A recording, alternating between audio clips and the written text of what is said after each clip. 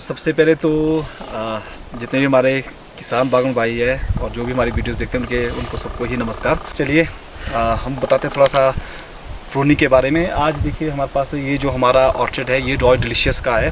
तो जितने भी एप्पल में वर्क कर रहे हैं तो हमें लगता है कि 95% आज भी लोगों की जो मेन इनकम का सोर्स है वो रॉयल डिलीशियस ही है।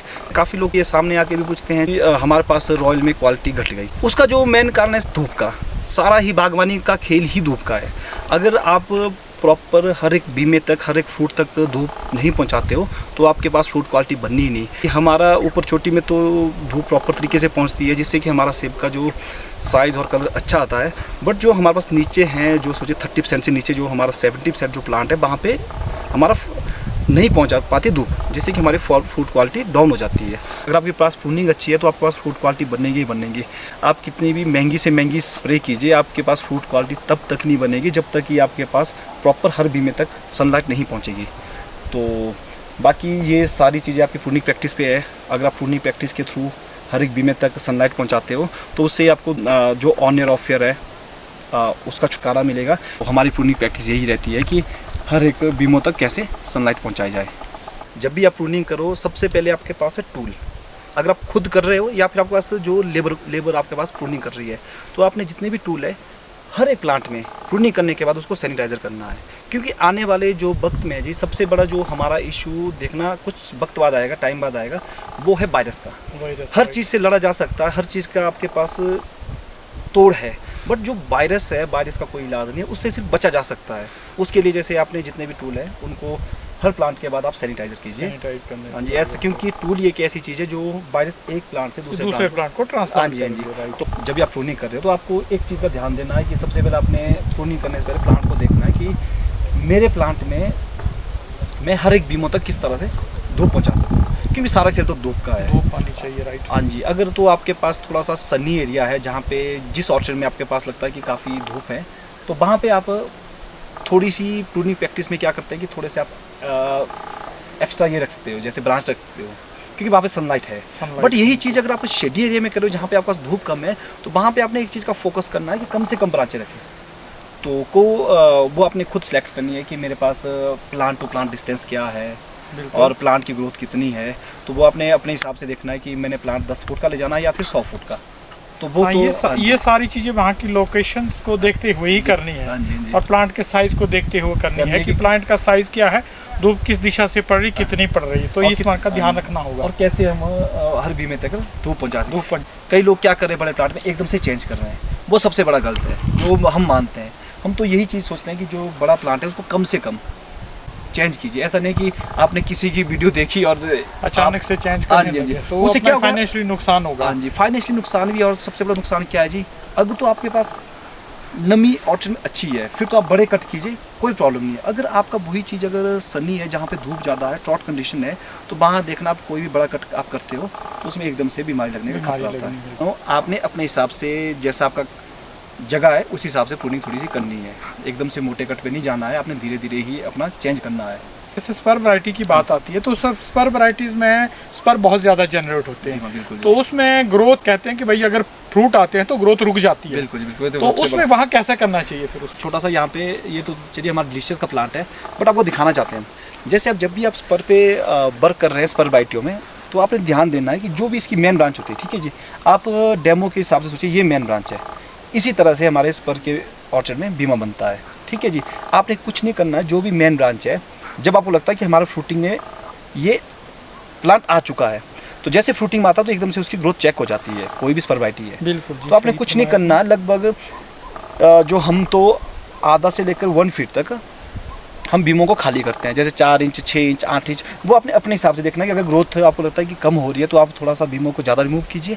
अगर लगता है ग्रोथ थोड़ी अच्छी है तो फिर आप 4 से 6 इंच तक अपने जैसे ये है इसमें आपने जैसे इस तरह से आप बीमों को रिमूव कीजिए, ठीक है जी। उसके बाद जो आपके पास मेन ब्रांच है उसमें आप हर साल ही एडबैक दीजिए।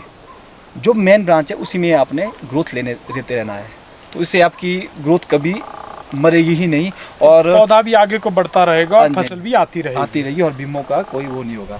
तो नहीं तो अगर स्पर वैरायटी में अगर एक बार ग्रोथ चेक हो जाती है तो उसमें सीधा ही स्केल आ जाती है, तो उसके बाद उस प्लांट में ग्रोथ लेनी बहुत ही मुश्किल हो जाती है। और बाकी आपने स्पर में एक चीज़ का ध्यान देना है, बीमा बहुत बनता है तो आपने बीमों का डिस्टेंस भी रखना है। हमारा तो कॉन्सेप्ट है 4 से 4 इंच कि जैसे 1 2 ये देखिए जी यहाँ पे कितना बीमा है, उसमें अगर यही चीज़ अगर हमारे पास स्पर बाइटिंग होती तो हमने इस बीमे को डालना है रिन्यू में, ताकि नेक्स्ट ईयर यहाँ से फ्रेश बीमा बने। इस साल हमने इससे फ्रूट लेना है, उससे नेक्स्ट ईयर हमने इस तरह से, तो ताकि इस रोटेशन मतलब ये रोटेशन में फसल यही देते आपकी रहे। लाइफ टाइम है। आप 10 साल जितना भी प्लांट की एज है आपने इसी तरह करना है, ताकि नेक्स्ट ईयर जब इस बीमे में फ्रूट लगे तो आप इसमें, ताकि यहाँ पे फ्रेश, और इससे क्या होगी जो भी बीमा नया होगा उसमें फ्रूट नेचुरली ही नेक्स्ट ईयर के लिए क्वालिटी भी आ जाएगी, फ्रूट भी आ जाएगा, उसमें एक डिस्टेंस भी बना रहेगा, और देखिए ग्रोथ भी नहीं रुकेगी। क्या अगर आप फ्रूट थिनिंग करना तो अच्छी बात है, अगर आप फ्रूट थिनिंग ना भी कर पाओ ना, फिर भी आपके पास पहले ही डिस्टेंस है, डिस्टेंस गैप काफी रहेगा, हाँ, तो फ्रूट क्वालिटी आ जाएगी। कई बार कोई प्लांट का मेन हिस्सा जो है टूट जाता है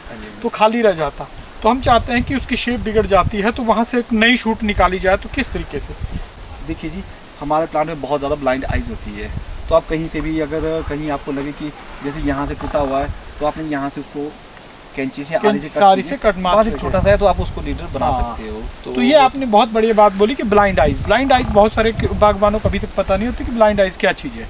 तो ऋषिदेव जी ने बताया कि देखो ट्रीज में बहुत सारी ऐसी छोटी छोटी जैसे नई शूट्स निकलने के लिए एक जगह बनी होती है जिसको कह सकते हैं कि ब्लाइंड आइज, है ना? जहाँ पे हमने जैसे कैंची कट किया हुआ, तो यहाँ पे अगर आप इसको यहाँ से भी काटो ना तो यहाँ से ये जो निकल ऑटोमेटिकली वहाँ से निकल जाएगी, तो उससे आप उसको लीडर बना सकते हो। तो अगर इस ब्रांच में अगर सपोज कि ये ब्रांच खाली है, अगर बड़ा पेड़ है तो उसमें ये इस तरह का हिस्सा जो एक साइड का नहीं है बाकी की चारों ओर है, तो हम वहाँ पर कैंची से या आरी से कट मार के नीचे वाली ग्रोथ को रोक लेते हैं यहीं पे उस कट पे, और वहाँ से जाने के बाद जो वहाँ से एक बढ़िया सी एक शूट निकल जाएगी और प्लांट की शेप बढ़िया बन जाएगी। और आप ऐसा भी कर सकते हैं, जैसे आपको यहाँ पे आइज है, ठीक है जी, तो चलो हमारे पास तो उतना बीमों का प्रॉब्लम नहीं है, अगर आपको लगता है तो आपने क्या करना है, जैसे आपके पास आइज है, यहाँ से आपने आरी हो या कैंची से आइज के ऊपर कट करना है।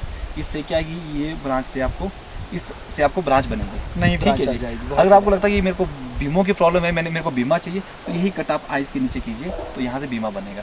नीचे कट करेंगे तो बीमा बनेगा, ऊपर कट करोगे तो खट्टी मीठी वैरायटी जैसे ग्रीन हो गया, गाला एप्पल हो गया, उसमें क्या होता है जी, यहाँ पे बीमा है, यहाँ से यहाँ खाली है, ठीक है जी। तो काफ़ी बागवान कंफ्यूज है कि इसमें तो बीमा बन ही नहीं रहा है, उसके लिए फिर आपने नॉचिंग करनी है, इसको बोलते हैं नॉचिंग। तो ये आपने जब भी नॉचिंग का टाइम होता है तो उस टाइम आपने नॉचिंग करनी है। अगर आपको लगता है कि नहीं इस ब्रांच में इसमें मैंने ब्रांच बनानी है, तो आपने आइज के ऊपर इस तरह से कट करना है, जो इसकी ये देखिए। और अगर लगता है आपको यही चीज़ अगर मेरे को बीमा चाहिए तो आप इसको नीचे से इस तरह से कट कर सकते हो। तो ये आपने कोई हेक्सा ब्लेड हो या आरी हो किसी चीज़ से, ये बहुत बढ़िया, ये सिंपल कॉन्सेप्ट है जी। तो ये खासकर प्रॉब्लम होती है ग्रीन एप्पल में। और उसके बाद हमारे पास जो दूसरे गाला वैरायटियाँ हैं, सबसे ज़रूरी है टूल को सैनिटाइज़र कीजिए। चाहे आपके पास शाम को 5 की जगह 4 प्लांट ही प्रूनिंग हो, बट आपने टूल का ध्यान रखना, हर प्लांट करने को आपने प्रूनिंग करने के बाद टूल को सैनिटाइज करना। और सेकंड आपने देखना धूप की सनलाइट कितनी है। अगर आपके पास किसी ऑर्चर्ड में ज़्यादा सनलाइट है तो वहाँ पे आप थोड़ी ब्रांचें ज़्यादा रख सकते हो, बट अगर आपको लगता है कि जैसे शेडी एरिया है जहाँ पे धूप कम है तो वहाँ पे आपने ब्रांचें थोड़ी कम रखनी है। अनुभव ही सबसे बड़ा अध्यापक होता है, वही सिखाता है आगे। तो इसी चीज़ को लेकर ऋषिदेव जी ठाकुर ने आज हमें बहुत बढ़िया चीज़ें बताई हुई है। ये तो प्रूनिंग के बारे में बताया, तो अगली सीरीज़ में उसमें हम ये देखेंगे कि ऋषिदेव जी के साथ और कुछ इंटरव्यूज़ करेंगे, कुछ और टेक्निक्स जानेंगे। फिलहाल के लिए इतना ही। ऋषिदेव जी आपका भी धन्यवाद, आपने हमें टाइम दे दिया, हमें थोड़ी सी प्रूनिंग के बारे में जानकारी दी, हमारे बागवानों को इसके बारे में बताया। ये बहुत ही बहुमूल्य जानकारी है, क्योंकि हिमाचल के लगभग 2 लाख से ज़्यादा परिवार जो है सेब की बागवानी से जुड़े हुए हैं, तो इसका सीधा कहीं ना कहीं उनको इसका बेनिफिट मिलेगा, वो इससे कुछ सीखेंगे। धन्यवाद जी।